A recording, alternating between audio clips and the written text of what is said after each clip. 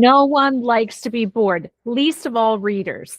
Statistics say we have about 10 to 20 seconds to catch a reader's attention. That's such a short span of time.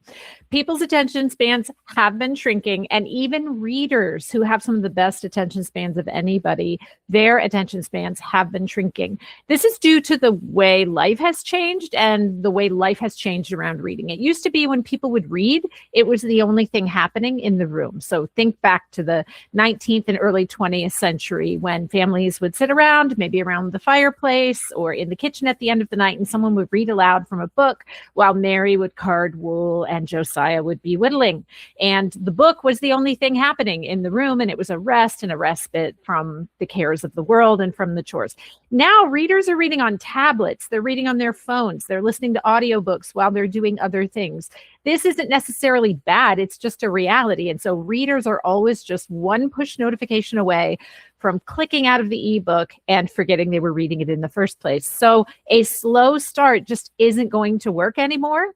We cannot bore our readers. This is important, not just in the finished form of the book, but if you are planning to pitch your work for traditional publishing, let's say that you would like to seek representation from a literary agent or seek the attention of an acquisitions editor at a traditional publishing house, they have a pile of submissions they are working through on that day. And if they are going to read 50 submissions, do you think they're reading them all with the same attention to detail? Of course not. They're first flipping through the pile to see which ones match up with what they represent, and then which ones capture their attention and hold it. And this is why we call this the curse of the slow start, because if your book has a slow start, you do not have a chance of standing out. You do not have a chance of hooking your readers. You do not have a chance of holding their attention. The good news is you don't have to do this in your first draft. We'll talk about that. But before anyone else sees it, you need to make sure your work hooks readers at the beginning and carries them all the way through.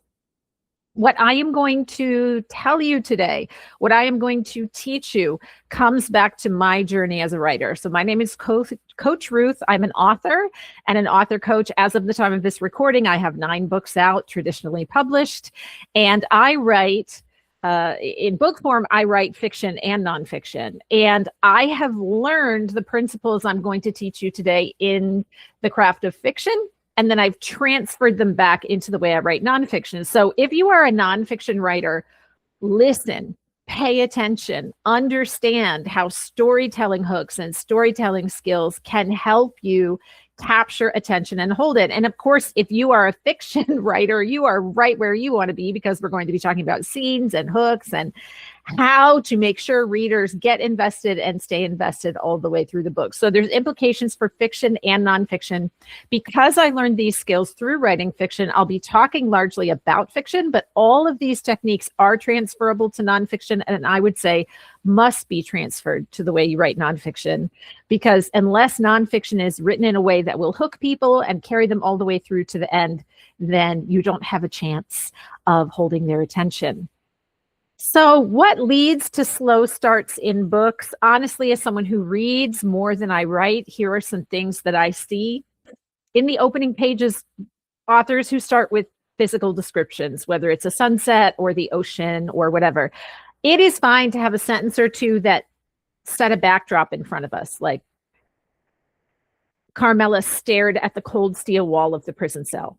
Right away, my brain can fill in where we are. I don't know if prison cells have steel walls. I have never been in one. But I would say a sentence is enough for us to orient. We don't need paragraphs of what the sunset looks like, paragraphs of what the growing grass looks like. The only perhaps exception to this would be the genre of speculative fiction, whether it's science fiction or fantasy. If we're on another world and you're going to tell me there's 30 moons and that helps orient me in the world you're creating, I would say you can start with a more detailed description. We will be hooked because we're like, 30 moons, what does that look like? It's not something we know. But if you're describing something everybody knows, like what the sunset looks like over the water, do not start there. That does not hook readers. World building explanations are not a great place to start.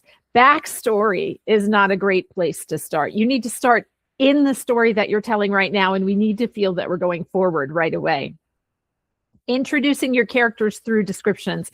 There are some authors who are very well known whose names you would recognize, who break this rule because they have so many other things going for them that readers are willing to overlook.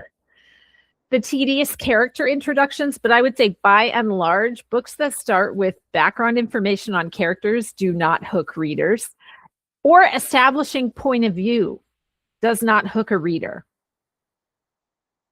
If you're writing nonfiction, introducing your theme or your thesis or your main idea also doesn't hook readers. You would think if you were writing nonfiction, the best place to start would be with the topic and why you're writing about it and all of that. And you say, Ruth, isn't that what goes in the introduction? Kind of.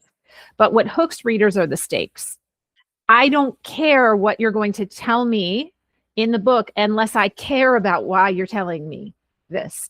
So I would start with the stakes. What would we lose if we don't talk about this topic? What are we getting wrong in life? And what are the costs? Once I'm invested in the stakes, then when you hit me with statistics, when you hit me with the explanation of the topic, when you hit me with definitions, I'm invested because I'm like, girl, I can't keep going making the same mistake. It sounds very costly. I'm all in. Tell me more. So with nonfiction, what we have to start with is not an introduction of the theme or the thesis, but with a hook. Fiction writers, your hook is your story. So here's how we start. Obviously, even knowing these principles, we have to write our first draft without judgment.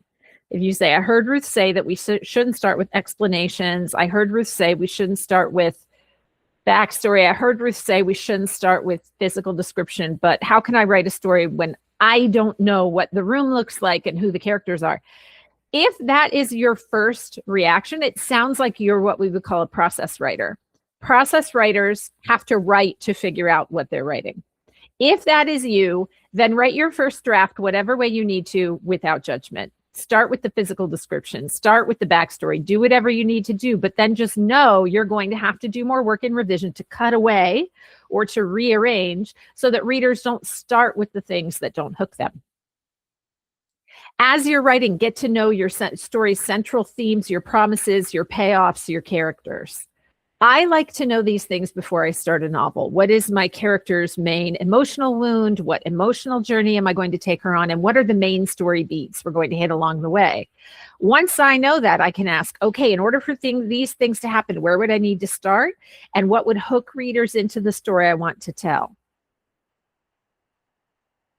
After you've thought those things through, ask these questions. What do I need to know as the storyteller in order to tell this story well? It may be you have to learn how a butter churn works so that you can describe your character using a butter churn. But your readers don't need to hear an explanation of how butter churn works. If you know how a butter churn works, you can describe the character using it without giving us a tedious explanation of, now, as she churned the butter for 30 minutes, here's what was happening inside the butter churn. No, our focus is not on the butter churn. Our focus is on the argument she's having with her mother while she's churning butter. But in order for you to write that well, maybe you have to learn about churning butter. That doesn't mean your readers have to know everything you know. There is a term we use in writing called Hemingway's iceberg. If you don't know too much about Hemingway's iceberg, I would encourage you to look it up. I may have a video on this YouTube channel about Hemingway's iceberg. If not, I very shortly will. So Hemingway believed that you as the storyteller need to know the whole story and how everything works, but readers only need to see the tip of the iceberg. But if you know everything, then that tip will make sense. This is how icebergs work. You only see the tip of the iceberg and the rest is under the water. So as a storyteller, in order to hold the reader's attention, you don't tell them everything you know.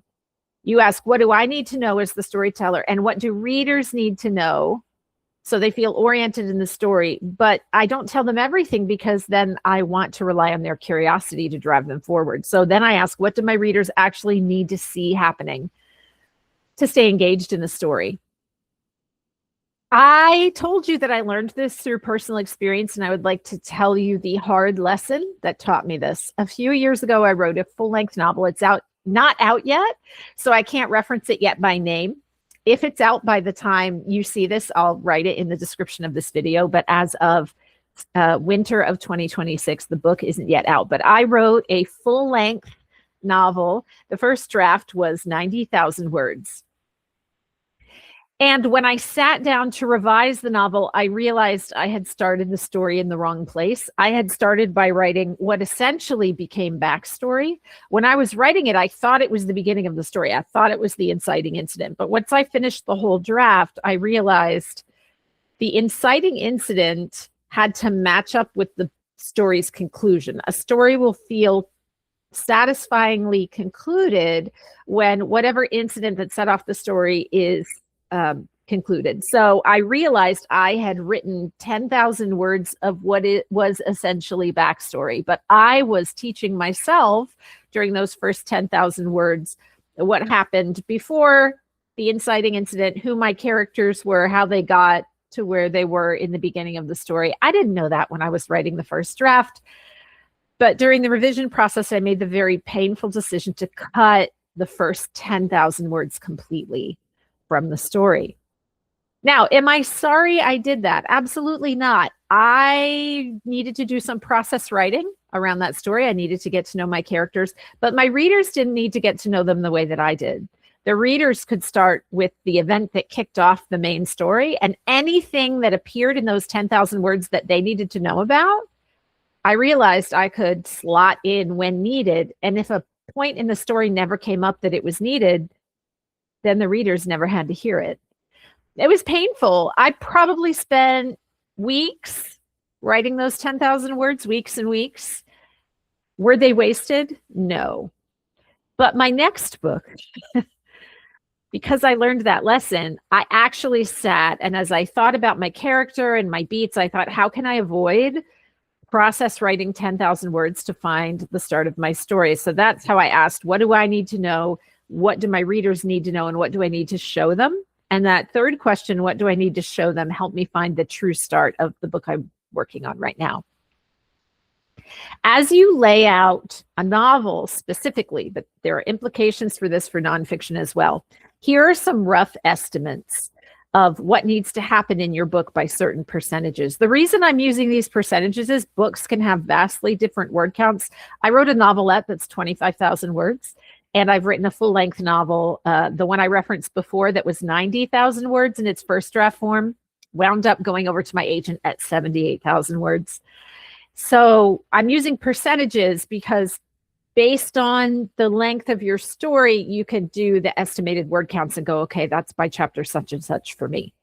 So this is conventional wisdom, what you're seeing on the screen right now. Conventional wisdom says you have 10 to 15% of the book, the first 10 to 15% for readers to have a clear direction of what's happening in the book. So if you're writing nonfiction, your introduction and your first chapter need to set up the stakes and cast a vision for what readers will learn or know or understand by the end.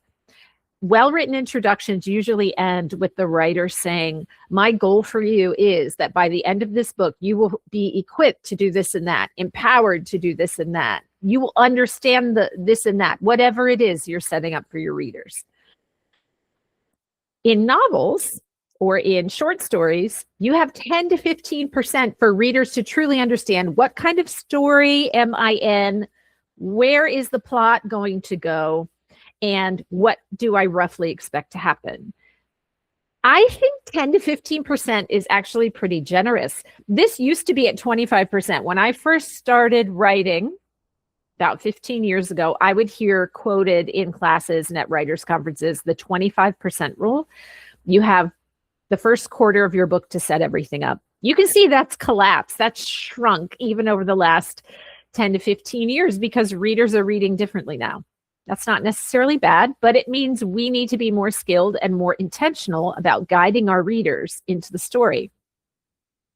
So depending on the length of your story, I try to do it in under 10%. My first chapter usually kicks things off, so readers know what kind of story they're in and where we're going to go so that they can decide, oh, I'm invested in that, or, oh, this kind of story is not interesting to me.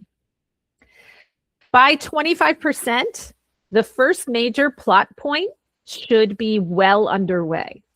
So if your story is a call to adventure, by the end of the first 25%, your character needs to already have been departed on their journey and meeting their first obstacles on the road. Between 30 and 40%, we're deep into the plot. readers know exactly where we're going and have an expectation of what type of thing will happen next. So in a call to adventure, they're on the road, they've met a few obstacles, and now they expect, oh, there'll likely be more monsters, or oh, they'll likely be they'll meet the enemy army next, or they have an expectation of the types of things that will be happening in the middle of the book. By halfway, the stakes should be reaching a boiling point. We know now what the main crisis is going to be. Even if we don't know how we're going to reach it yet, we know what it's going to be. We know whether the character is headed toward a confrontation with her father. We know whether the character is about to have a crisis in their marriage. We know the type of thing that's going to happen. The curiosity piece comes with how. So if you're writing nonfiction, think through your table of contents and think, even if there's not an overarching story or one cohesive narrative drawing readers through the book, how can I imitate these beats by a certain percentage so that readers have that storytelling feel as they go? By 85 to 95%, the crisis, the main crisis, the climax of the story should have already occurred, and then the last 5% wraps things up. If you are doing more than a 5 to 10% wrap up, or at most a 15% word count on wrap up, readers will feel that this book should have been over already. Honestly, there's a very famous book that is on my mind right now that feels like it has 4 or 5 endings. When you may be thinking of the same book I am actually not going to name it. It is high fantasy, and it's a trilogy, and the third book has several things that feel like endings. And I honestly have been critical of this story for this rhythm. However, I found out that the trilogy was originally should have been published as one big thing. The author originally wrote that whole story as one big thing. And it was the publisher who decided it's too long, we're just going to chop it into thirds. They'd been waiting for it for almost 20 years. So they didn't have him rewrite it. I don't know if we would have rewritten it anyway. And so what feels like a major chunk of the last book, if you piled all 3 books together, it would probably still meet that 15% at the most rule. But that's one of the reasons you feel that way when you read books like that, because even though you may not have known this principle before I started talking, you know when an ending feels too long. So as a creator of story yourself, make sure that you give readers what you would want yourself. Now, here's how we can avoid some pitfalls, some slow start pitfalls. In fiction, maybe consider starting your story in medias res. So this is Latin for in the middle of things. You see this a lot in situation comedies on TV and sitcoms. There'll be a brief burst of something crazy happening, like someone getting hit in the head with a chicken at a birthday party. And then it'll go into a freeze frame and one of the characters will say, yeah, that's me. I bet you wonder how I got in this situation. That is a great example of starting in the middle of things and then rewinding back. And then by the end of the episode, it makes perfect sense why he's getting a hit in the head with a chicken or whatever it is that's happening. This hooks people when done well. When done poorly, it's confusing. When done well, it creates a hook. Reveal setting and character and world building throughout the first opening chapters in scene rather than in explanations. If you don't know how to do this, learn how to do this. I can teach you how to do this. Coach Ruth, go to my bio and look up how to find me and come contact me and tell me you want to learn how to do this. I learned how to do this through trial and error and through study and through a lot of pain, and I would love to help you learn to do it. In fiction and nonfiction, delete or move whatever doesn't get you quickly to the hook. So when I wrote that novel, I wound up deleting 10,000 words so that I could get to my story hook a lot faster.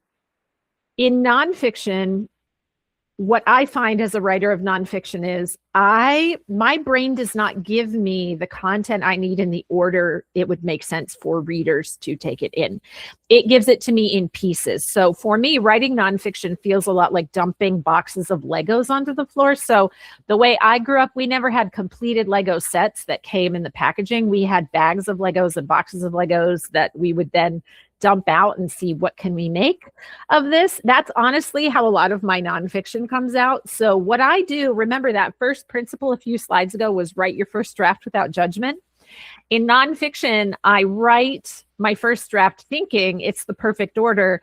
And then after I let it sit, I come back to revise and think, actually, this needs to be in a completely different order for readers to take it in. And this often means starting with the stakes or what we have to lose before getting to the explanations. Lean in on the power of the unknown, lean in on curiosity. And when you're writing nonfiction, lean in on setting up the stakes for readers before you try to explain anything to them or give them information.